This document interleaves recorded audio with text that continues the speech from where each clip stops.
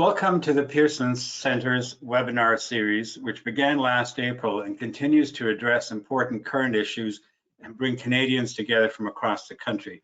We like to say we bring people and ideas together at the Pearson Center. My name is Andrew Cardozo, and I'm president of the Pearson Center. As many of you will know, we are a progressive think tank that addresses the big economic and social challenges of the day. In that context, I'm pleased to welcome you to the webinar today on early childhood education and childcare. The overarching theme for 2020 and 2021 of the center is called COVID and Beyond, recognizing that we have a lot of issues to address as we plan for the recovery and rebuilding that will be slow and long. This is also an important time to reimagine Canada and to think big. Just briefly on the format, I want to tell you that the panel discussion will last about 45 minutes, and then we'll have time for Q&A, questions and answer with you, the audience. We will end promptly at 2 p.m. Eastern time. So please use the question box in your screen to send in your questions, and we'll get to as many as we can by the end of the webinar.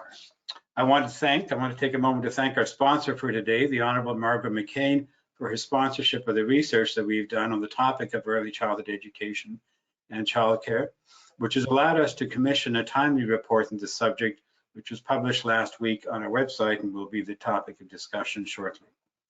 We have an amazing panel today, and in the interest of time, my introductions will be very brief. If I were to introduce them in full, it would literally take the full hour. The Honorable Margaret Norrie McCain has been a friend and supporter of the Pearson Centre since its inception. She is chairperson of the Margaret and Wallace McCain Family Foundation and was the 27th Lieutenant Governor of New Brunswick. The foundation, by the way, is dedicated to the study of early childhood education. David Dodge is a senior advisor with Bennett Jones. He is, you will know, the former governor of the Bank of Canada, and before that was Deputy Minister of Finance. And on that question, was involved in writing many budgets, which is, of course, our question today: should childcare be in the budget coming up shortly federally? Kathy Bennett is a leading entrepreneur in Newfoundland and Labrador. She's a former member of the House of Assembly of Newfoundland and Labrador, where she also served as Minister of Finance and Minister of Status of Women, and I think probably the only person in Canada to have those two portfolios at the same time. She also knows about writing a budget. Sharon Fernandez is a senior researcher at the Pearson Centre, an author of the report she has written for the Centre entitled simply A Childcare Plan. She will introduce that report shortly.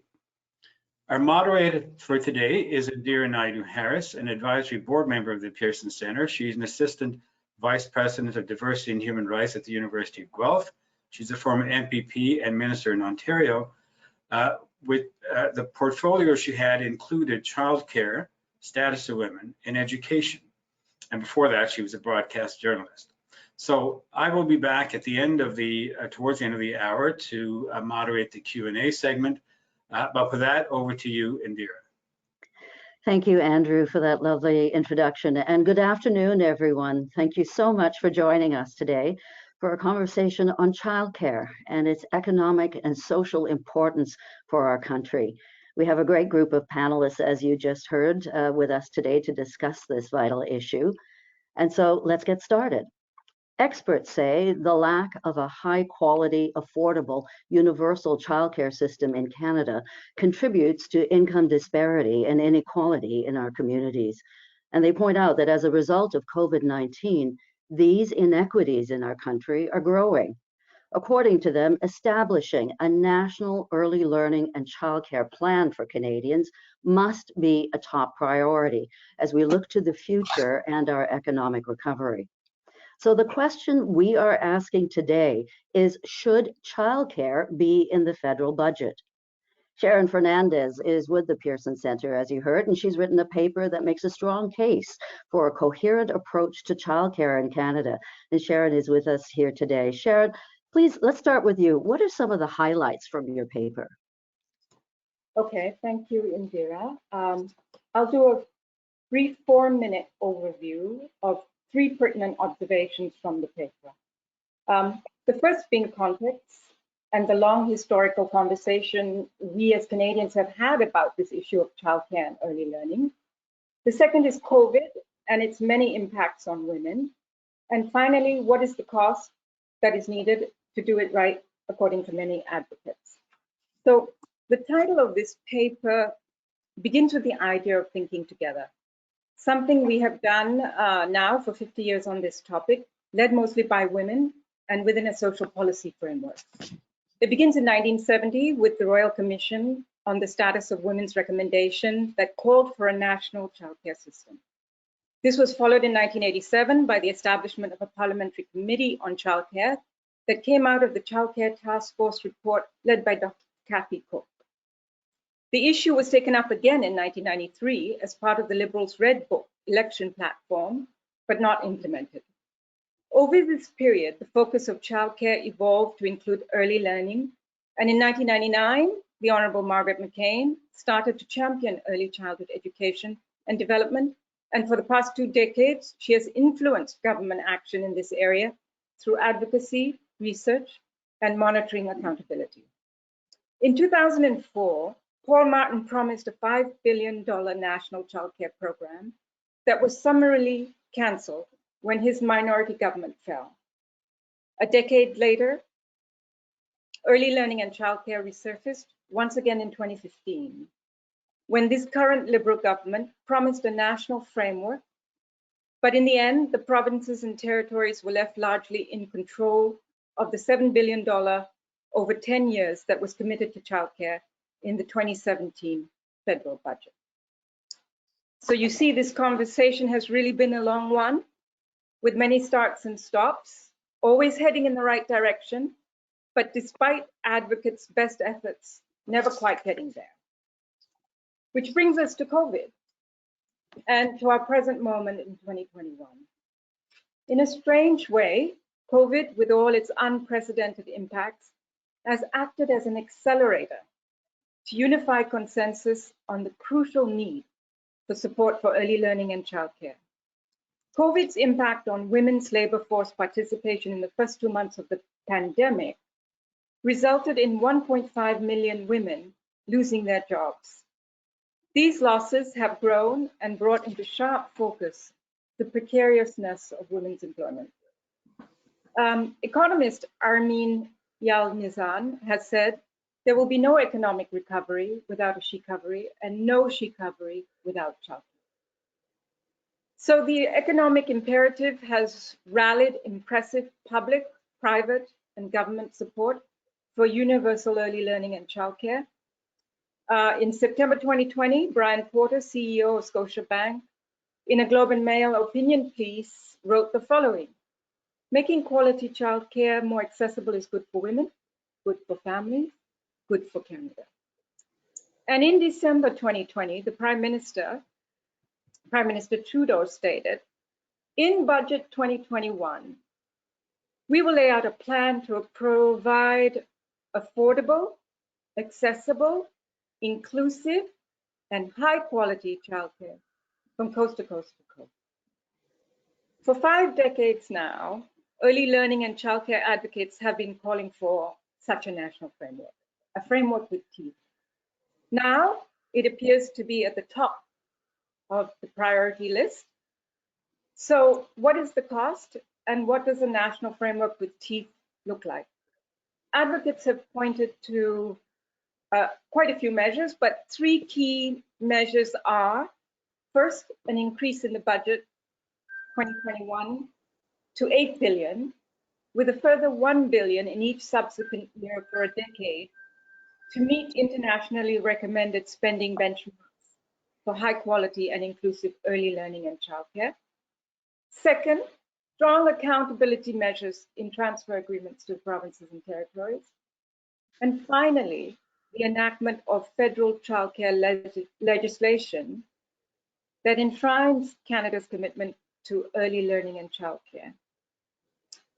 On that note, I think I will end here, Indira, and I look forward to the discussion. Thank you. Thank you, Sharon. So much to think about.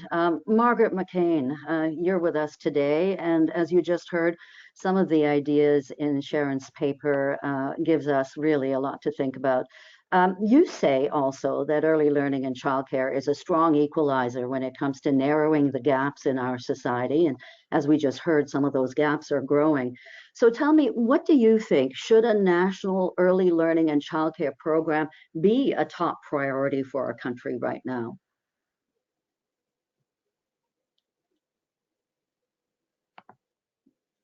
Oh, I'm sorry, Margaret, you appear to be on mute.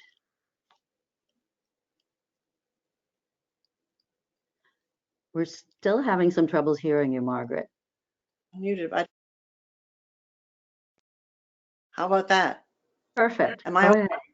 Yeah. Oh, a quick answer, Indira, is yes. But let me explain. As Sharon has so very well articulated in her report and verbally, this is an issue that is very, very important, critically important for women, to help them get into the workplace and to help them work effectively in the workplace. It's of critical importance, as the science tells us. I mean, there's an irrefutable body of evidence that tells us these are critical years to form the foundation of learning, health, and behavior, forming the foundation of our human house. It's critical importance. What is not widely known and understood, and it's the goal of our foundation today to help get this better known in the community, is that it is of national, social, and economic importance. National, social, and economic importance that I have to say, as good as it is for women and children, it's got a bigger story as a national economic issue. And why is that? Well, in crass economic terms, we're talking about building human capital. And that means the development and the nurturance of our human capital, and our human resource. And going forward into the future into the technological world, in order for Canada to function at its optimal potential, for Canada, we need to have the very best people to do it. We need their literacy, their numeracy, their ability to innovate, their ability to be productive. We need that to be top form. It isn't today. We're just barely keeping up, okay? So we need to do a much better job with our human capital. And this affects our social prosperity as well. As you started to say, Indira, the pandemic has exposed serious inequities within our society. It has exposed those who were most effective were those who were at the lowest level in our income gap. This is the one area where we can begin to eliminate the income inequality gap. And because we are advocating, of course, universality, we are to have to build a system that is available to all children, regardless, important, of their parents' work life and status. All children need an opportunity to be fully educated to their optimal potential. And we now know, according to the science, that goes back to age 18 months, probably. So we need to be doing a much better job. We need to build a workforce to create quality system for our children. This is critically important for Canada's national, social, and economic prosperity going into the technological world for the future. And if we want them to deal well, to get our economy back up and running, we need our people to be in best form, top form going forward. So our government, I know, is hearing this message, and that's very optimistic. I'll end there. Well, thank you so much for sharing those thoughts, Margaret. And, you know, Kathy Bennett, you were a former finance minister, but also dealt with the women's file. And we've heard quite well from Margaret McCain, you know, her thoughts on the social part of all of this. As we just heard, experts are saying the pandemic is hitting women the hardest, and they point out that many women could use childcare support right now in order to return to work. And they're talking about the fact that women are actually falling behind in many ways with some of those hard-fought ability to be able to you know, get ahead in society. So tell me, what's your sense? How serious is this situation for women? And really, tell me more about that social conversation that we need to have. Well, Indira, it's interesting that you ended the question with the social accountability, because it's actually 8 years ago to this week, Margaret, that I, as a private citizen, as a business leader, spoke out about the importance of early learning and childcare as an essential economic enabler for our community, not only in Newfoundland, Labrador, but across the country. And I think when we think about, the social impact for women, you only need to look at a study that the Advisory Council to President Obama commissioned in 2014, when they discussed and released facts that, the benefits of an early learning and quality childcare program, the benefits to society from a monetary perspective, for every dollar invested, you can yield $8.60 from that dollar invested. And how does that happen? It comes from two places.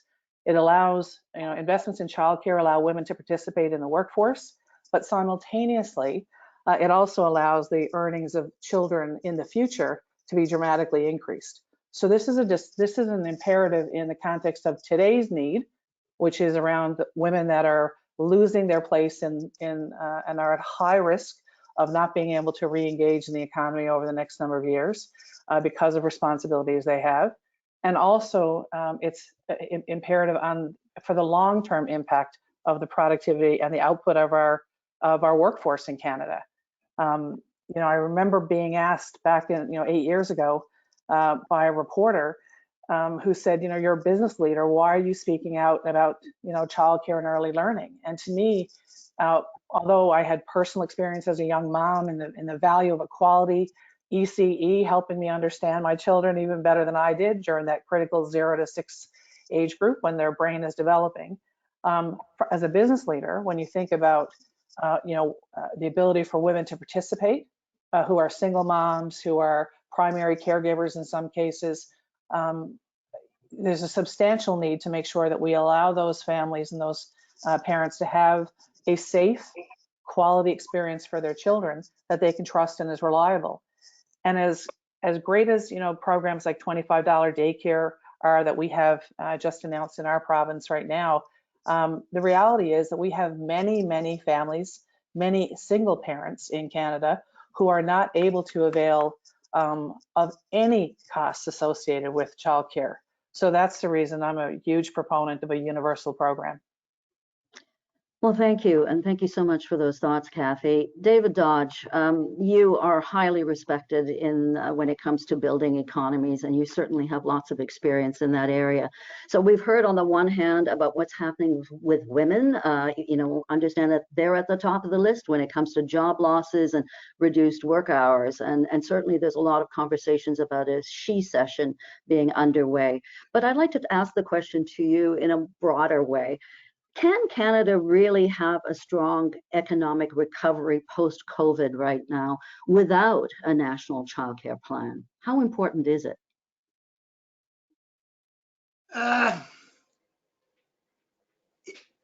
It's important, but I would not have phrased it in that way at all. I think Margaret started right here. What we've known for a long time and what I used to write about when I was a university professor on human capital issues back in the 1960s and 70s, is that investment in early learning has an enormous payoff. It pays off in a number of senses. In particular, it starts to pay off right away by making further education experience much more productive. Kids that start behind end behind fundamentally, and unless kids can get started right, the value of subsequent primary and secondary schooling and university education is indeed markedly reduced. And as Margaret said at the start, their lifetime contribution to society is limited. And so I think it is tremendously important to support that early learning process right through from sort of the time kids are out of diapers and can participate in that much more full sense. Certainly through sort of grade 3, grade 4, those are the formative years where, as Fraser Mustard used to say, the brain is wired, and without that proper wiring, life is not, people are not as happy or as productive from then on.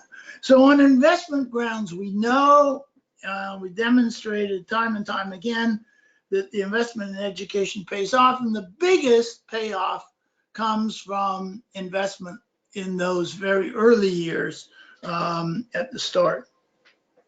And then secondly, on equity grounds, that is very important, to treat kids that have disabilities of some sort, and pick them up early and deal with them early when they can be overcome.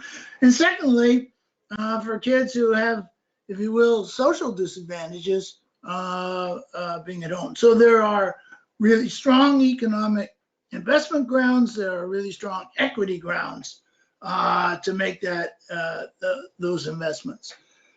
And that goes, so that is my view, that the primary focus here is what we're after. Then the second issue that is, well, if we can find ways to allow parents, either single parents or a married parent, to participate more fully in the labor force, then there's a direct payoff for that.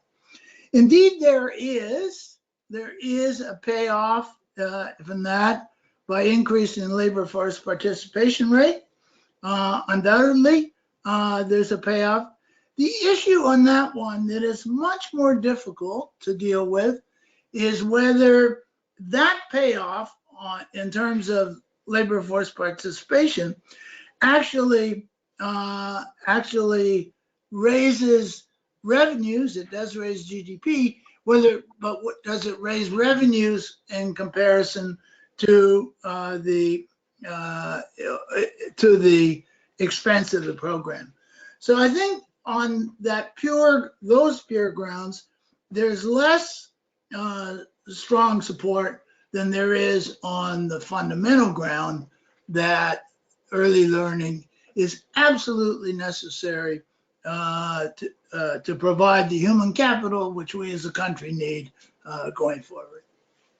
And thank you. And so important because, clearly there are going to be a number of issues that we have to solve as a country as we move forward. And having that human capital that is ready to tackle our future generations, ready to tackle some of these solutions is going to be key. And giving them that strong start in life through early learning and is going to be definitely part of the solution.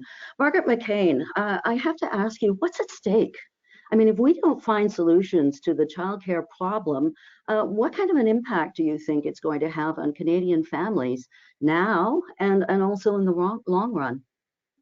I would really rather have an economist answer that question, but I think it's self-evident that if we don't have a strong economy, it's going to impact the most vulnerable, which is from the middle to lower income families.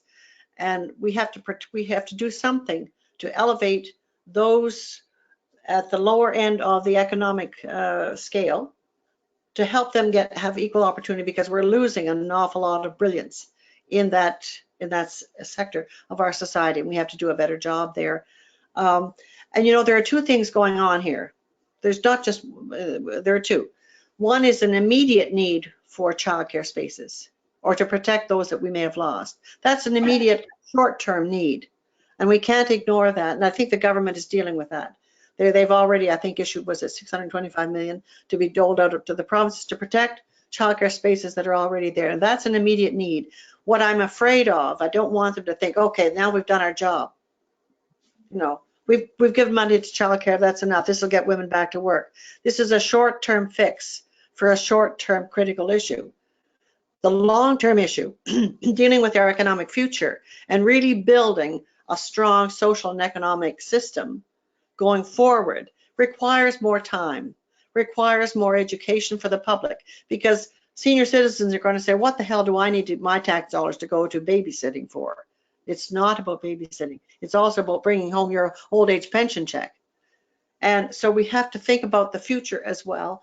And in order to do that, it isn't just about building a childcare spaces. We also have to elevate the workforce. We say that we have to have 5 criteria. We have to have universality. We have to have quality. It has to be good, or stay home, government. Do it well or don't do it at all, because you can do more harm than good.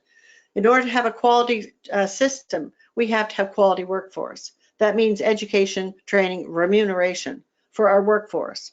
We have to have, this has to be a system configured around the workplace needs of parents, mothers, and fathers. It has to be, whatever that community is, it could be a fishing community in New Brunswick, that the mothers and fathers get up at 4 o'clock in the morning and need childcare.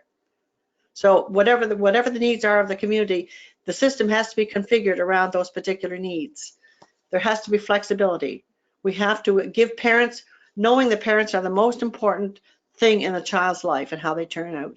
We have to make sure that their prerogatives are honored. That means maybe they don't want them to be part of the system. Maybe they want it to be flexible. So there are all these things. These are the basic criteria which need to go out to the provinces in order to build. We're not just building a program. We're building a system from coast to coast to coast to address all these social, economic needs and educational needs. And I'd like to throw that question to either David or Kathy. You know, what kind of an impact will doing nothing have on Canadian families? Either of you want to jump in on that? I'll go first if David's okay. I think, you know, fundamentally we're going to see substantive increases in poverty immediately in communities from, you know, that are already marginalized in our country.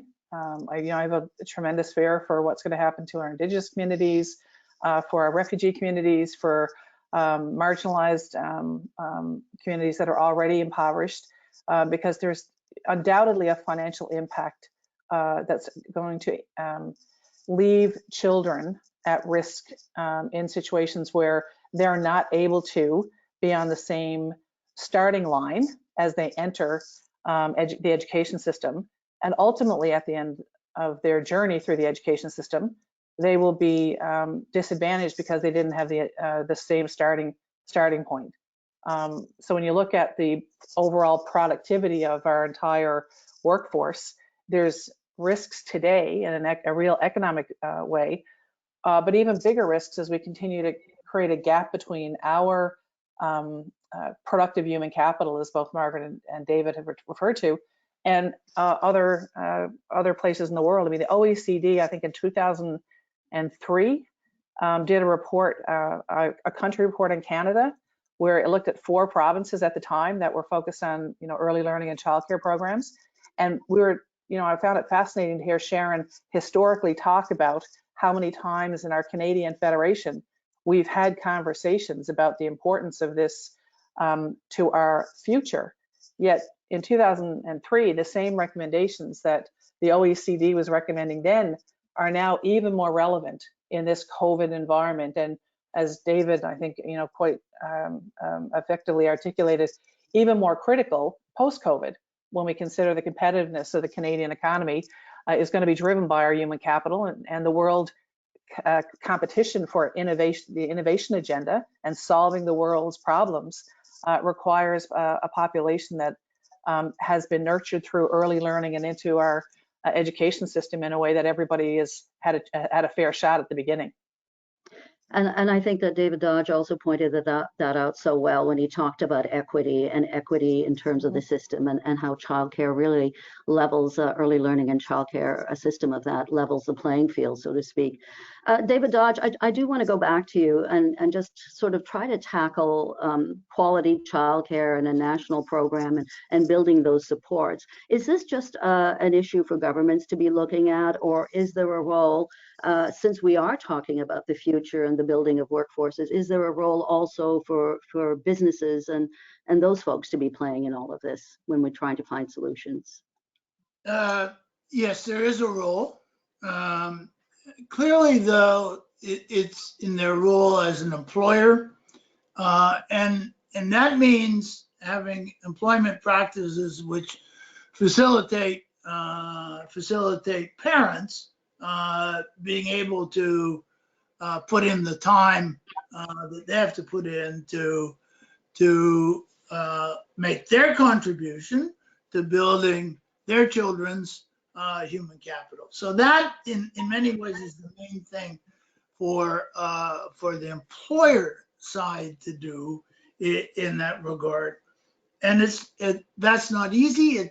For large employers like Scotiabank, you have the capacity. Small employers, much more difficult issue for them.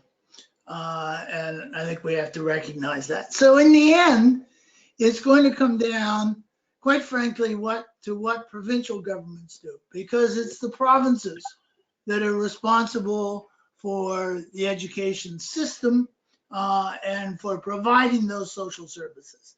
They're the ones that are going to be actually delivering the product to the children.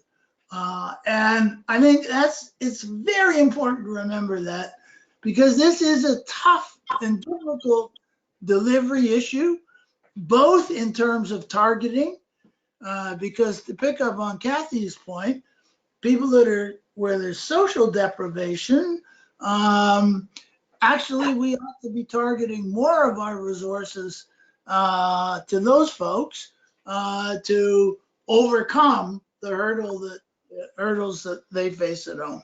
So A, that's very difficult, but B, I mean, this is the start of, if you will, the education system for which the provinces are responsible. And so I am rather skeptical of some national initiative in this area. Providing a bully pulpit is fine, but in the end, it's going to have to be the provinces that deliver. And in the end, it's going to have to be the provincial minister of finance that raises the dough to fund that, right? And so the feds can be helpful in supportive words. They can be helpful in terms of transferring money to the provinces. But in the end, it's the provincial ministries that have got to do the job. And I think we should be quite clear about that. And to think that somehow we're going to develop a federal delivery system, I think is dreaming in Technicolor in terms of that happening. And B, I think it'd be the wrong thing to happen, because provinces deliver to their people according to the needs of the local community, but more importantly, it's got to fit in with their own provincial education programs. Well, David, thank you for those comments. I mean, there are certainly folks out there that are calling for a national network of some sort and a national program, and to sort of use the federal government to become that pipeline for funding and to build a national network. So I'm just going to, but you've touched on some very real issues and some real concerns about all of this. So I'm going to go to you next, Margaret. I'm sorry, Kathy, since you were a finance minister and have a sense of some of the things that folks in provinces are grappling with. Right now, we know that the reality is, as David Dodge touched on, that childcare in Canada is fragmented, difficult to navigate, and varies from province to province. So how do we go about building a network that's needed to get things started? And what about accountability, sustainability, cohesion? Is this possible? And do you have any suggestions about what could work? Well, I think we have to accept a framework of flexibility in the provincial context of execution. So, for example, in my own province, in Newfoundland and Labrador, like many other provinces, we have communities that have a aging population. We have schools and community centers that are underutilized in non-pandemic times. where there's actually hard infrastructure that could be used to be able to provide a space, a physical space.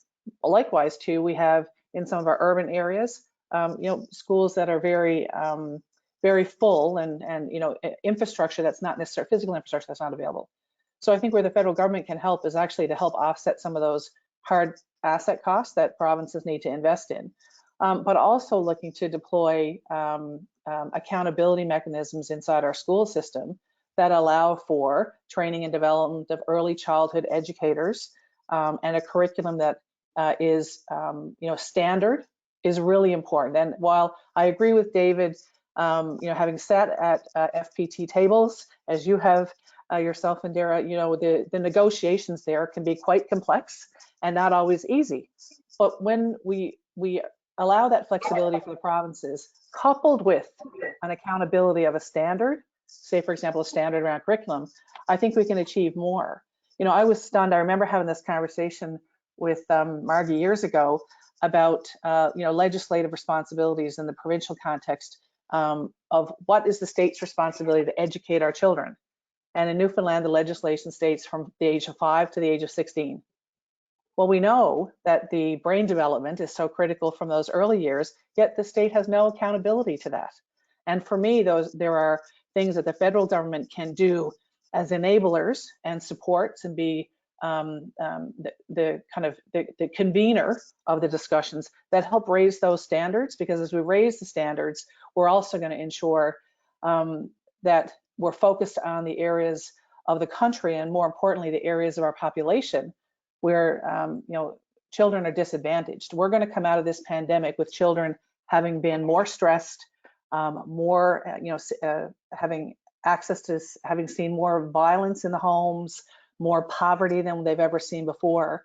And that's an even more important reason for the provinces to understand that their social programs, coupled with the importance of supporting children and parents with early learning, is an essential enabler as a state, a sub-sovereign state. But the feds are going to have to come together with some type of mechanism that allows those conversations and standard raising to happen collectively. Thank you, Kathy. And I think what you're pointing out is that in many ways, the federal government sets the priorities for the country and essentially sets the national agenda to some extent. And this is kind of the conversation that you think we need to have as a country. Margaret, there are definitely calls now to see childcare in this next budget coming up. I'd love to find your thoughts out, find out about your thoughts on this and how we go about getting that foundation started and getting kick-starting things when it comes to setting up this network and a national network. I'd like first to address, to add something to what David said, because David just raised very, very important critical points. This is a provincial jurisdiction, education is. And our foundation has worked with 8 of 10 provinces and the territories.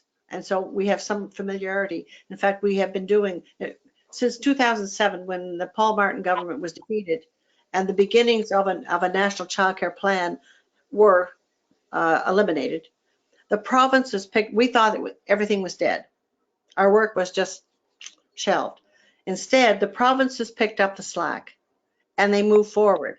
And they moved from, on the OECD measure, from Canada's national investment in early learning and care, went from 0.2 to 0.6. So in fact, the provinces are the place that kept it alive. And we do have to respect and honor that they have the jurisdiction over education. And we're actually asking them to extend education downward to include 2-year-olds. So we have to be cognizant of that. And each province holds these prerogatives carefully and jealously, okay? But we still need the national government, not necessarily to designate how each province is going to do it. We do have 5 criteria, which I mentioned earlier, that are critically important to building a good system. Each province has to do it in their own way. However, we do ask that they adhere, that they spend the money we need the federal government money because it's a national issue. It is of economic and social importance to our national prosperity. Therefore, they have a role in helping to fund the provinces, give them the money, insist they spend it in certain ways, or spend it according to the criteria, but do it in the best way you feel is necessary for your province. And each one really will come down to those same criteria. And each one is beginning to build a system in their own way. And it's very interesting. And we're here to help them because invariably they have to deal with the same on the ground glitches, you know, on how do you get 3-year-olds on school buses in rural Nova Scotia, which they're dealing with right now. So there are all kinds of little kind of things. So to say, the answer is there's a role for the federal government in ensuring that certain criteria be adhered to, in helping them get where they need to be. We absolutely need those dollars, and it's going to amount to an additional, eventually, within 5 years, $8 billion a year. Now, a year ago, I would probably have had to choke when I asked the federal government to do that. Today, I don't need to, because all of a sudden they realize this is a critical issue, because it's affecting our social inequities across the country. It's going to affect our national economic prosperity in the future. So they do see a role, but it has to be a sensitive role, according to what David has so very well articulated. And thank you for that, David. That was important. So the $8 billion a year, to me, is critically important. And I think that the federal government is swallowing and holding their nose and saying, okay, we've got to do this.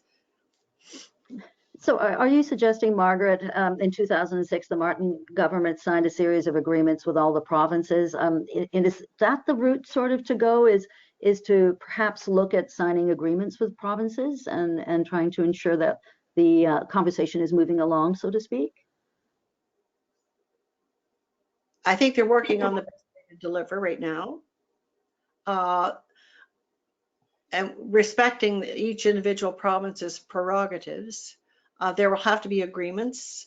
The agreements, I suspect, will mean we're going to give you this money, but we do expect you to spend it where we intended it to be, one. Number two, we do want you to adhere to the 5 criteria, because it's not going to work if you don't do it, if you don't adhere to these criteria. And I don't know whether they will introduce penalties or just trust. I don't know. That's not for me to say right now. We can encourage, and Kathy has something she'd like to add here. So, Indira, I would think that it makes sense that maybe a model similar to what's happening with the labor market development funds in a context where there's federal oversight and participation in the provincial priorities, benchmarked against a national standard.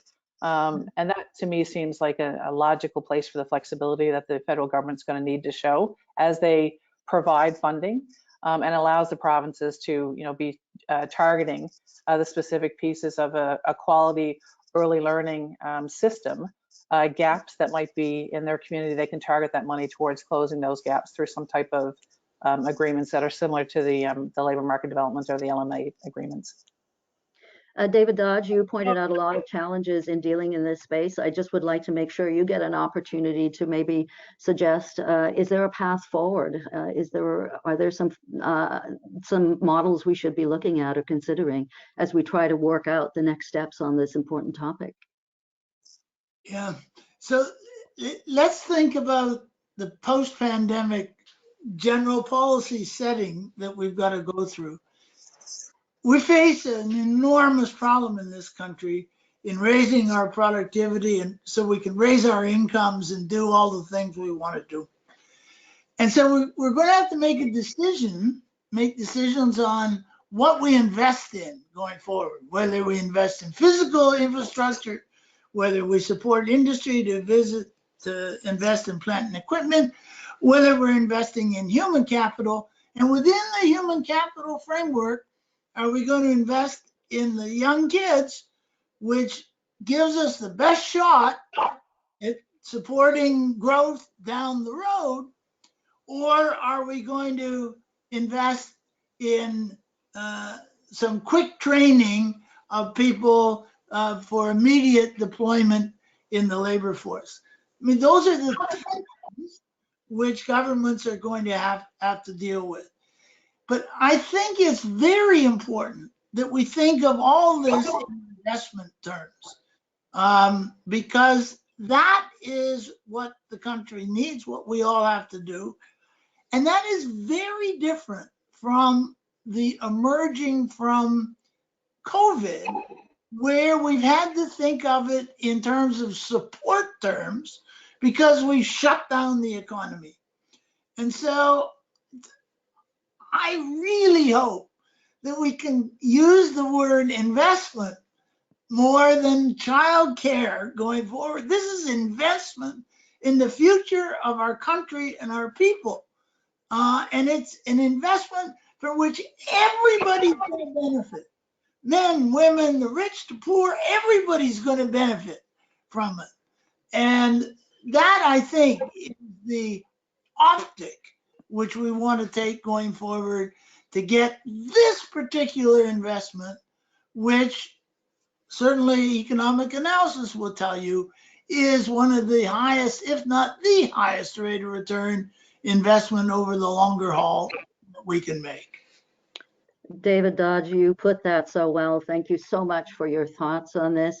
And thank you everyone for sharing your thoughts on this very important topic. I honestly feel that we could talk about this for hours. It was a pleasure speaking with all of you today, but I see Andrew Cardozo has now joined us for our next segment, which will be to allow some of those folks in the audience to ask some questions. So over to you, Andrew.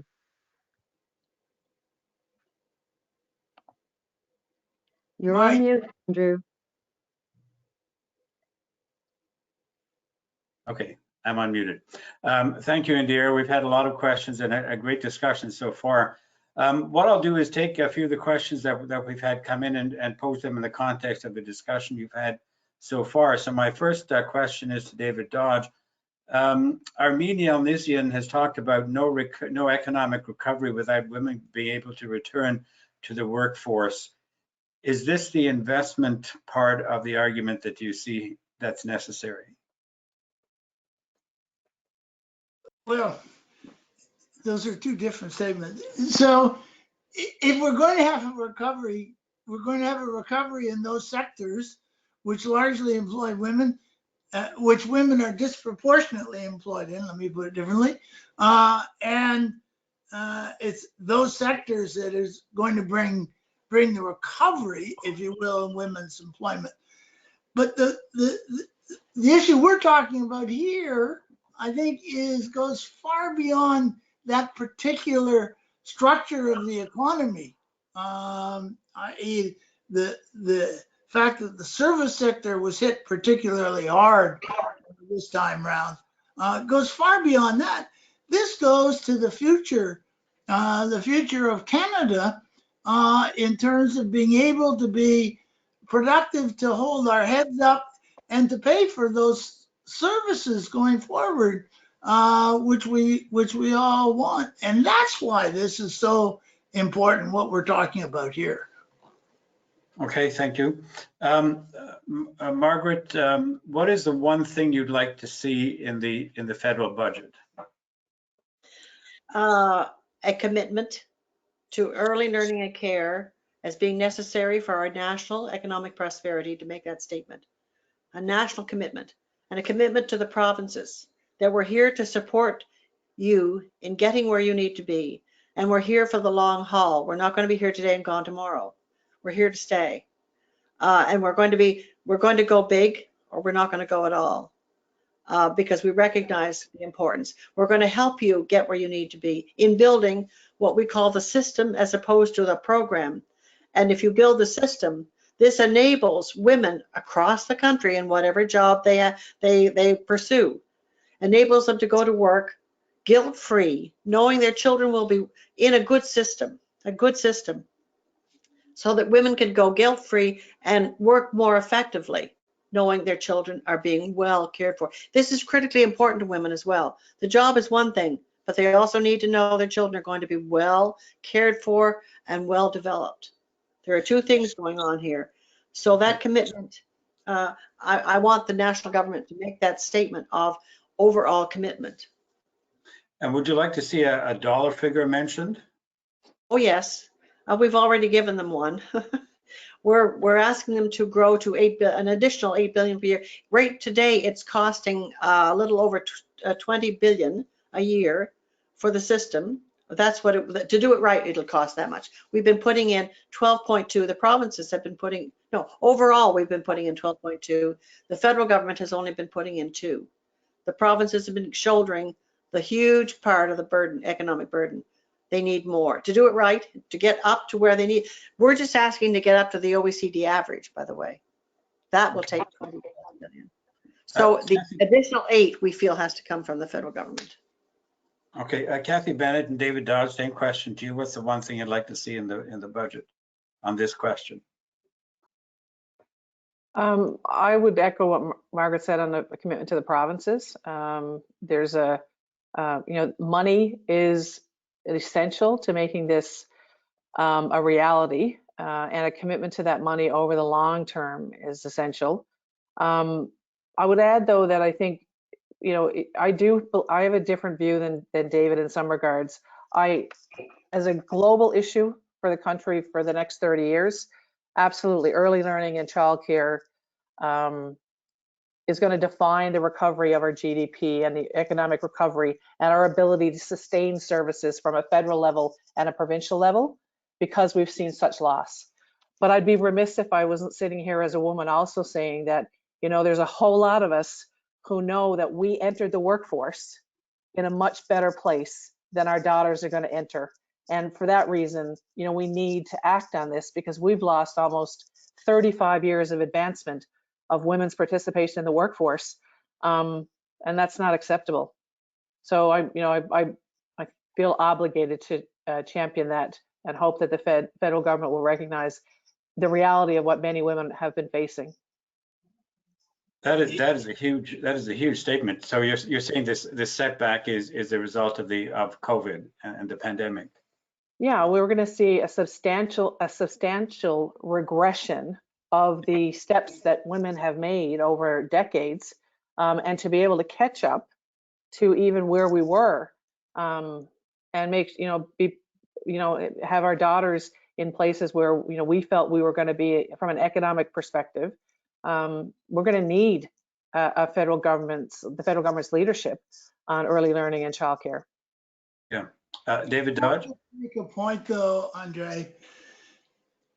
As we recover from this pandemic, what's going to happen is that employment in the service sector is going to expand dramatically, right? This has been a unique effect we've had in this pandemic, that we've squeezed the service sector. Normally it's the good sector that gets squeezed. So women's employment is going to recover dramatically as the service sector recovers. What is critical to our future, our collective future of women and men, is that we make the investments that are going to raise the productivity of our people. And that's what we're talking about here in terms of investing in early learning. And that's what's so critical. And that is the argument to go forward and make, because that is highly dependent on the choices that we make as a nation as to where to invest our money as we go forward out of the pandemic. Would you still be the job of governor of the bank again? I'd like you back as the governor of the bank again. Any thoughts, David? You ready for that, to go back there at some point? The bank is not nearly as important as what we do in the structure of our economy, in the structure of our education system, and in the structure of our government policies.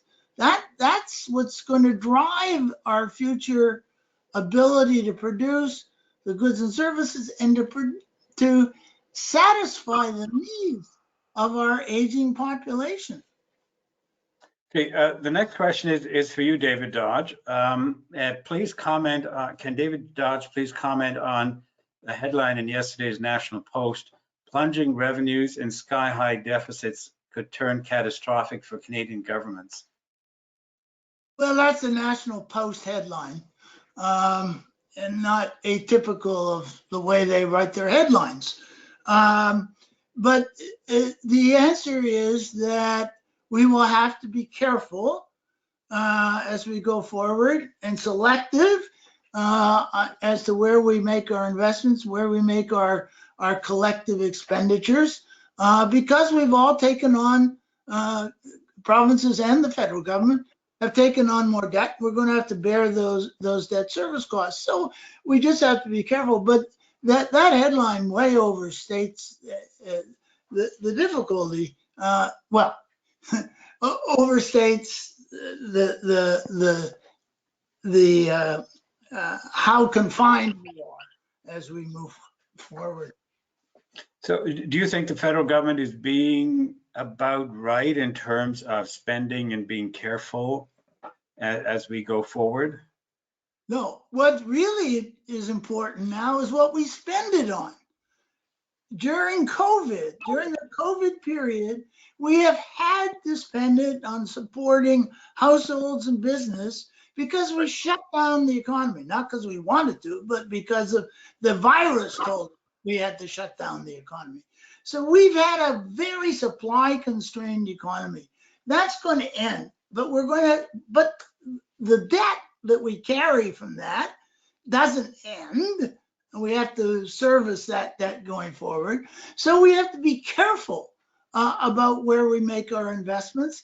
And that's why I think this discussion is important, because what it's focusing on is an area that is likely to be one that is going to give us the growth in the future that we are all looking for.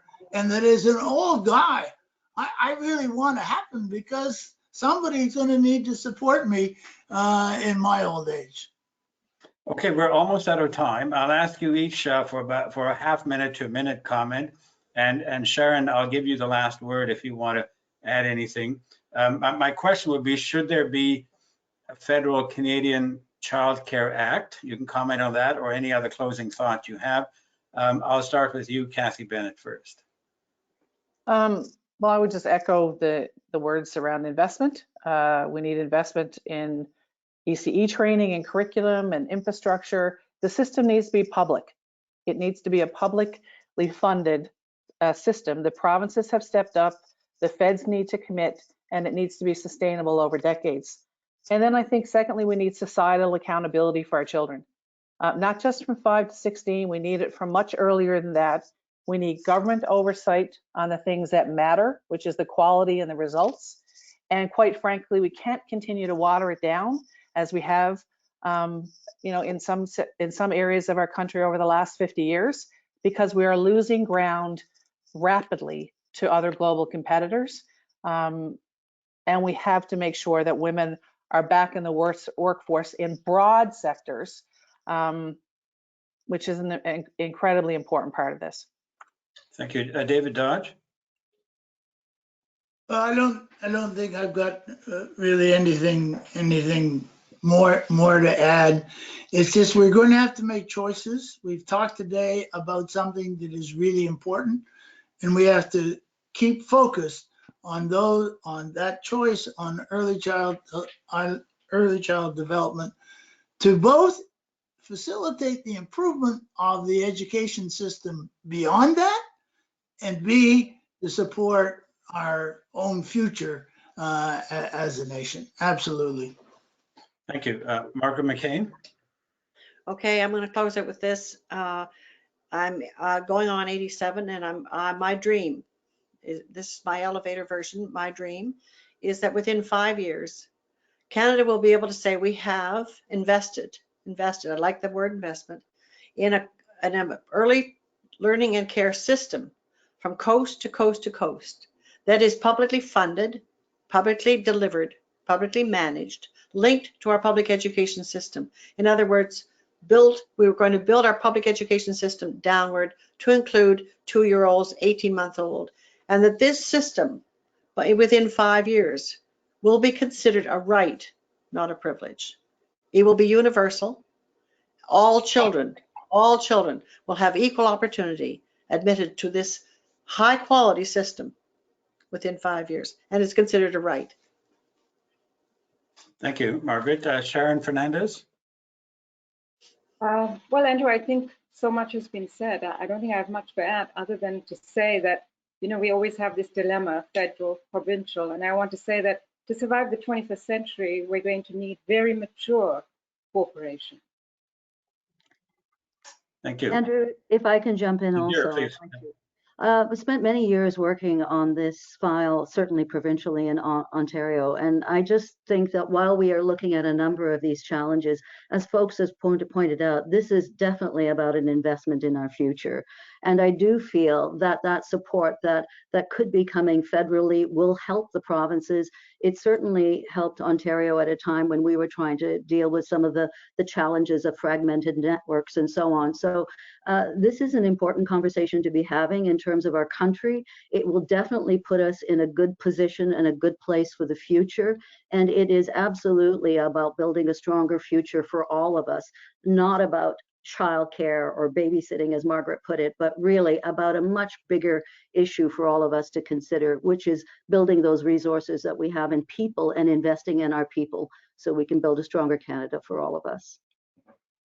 Thank you all. And I think we should assemble here, Margaret McCain, in 5 years to see if your dream has come true. And I think out of all the times we've almost gone there, this sounds like the time we might actually get there. So let's hope that that is the case. Thank you all for your time and being involved. I just want to tell our audience, we have some more webinars over the next few weeks, but I want to draw attention to our national conference, which is coming up in April. It's called the Change Conference Planning for the Future. It'll open on April the 8th with a discussion with Seamus O'Regan, the Minister of Natural Resources, and then we've got about a dozen webinars over the course of April, spread out over 3 weeks that we hope you can join us for. So again, thanks very much. I know that the audience would want to be applauding for the excellent points you've made, and since we can't hear them, I'm going to encourage you to clap for each other as we go out. So thanks very much, everybody. Great job. Bye-bye. Thank you. Bye. Thank you.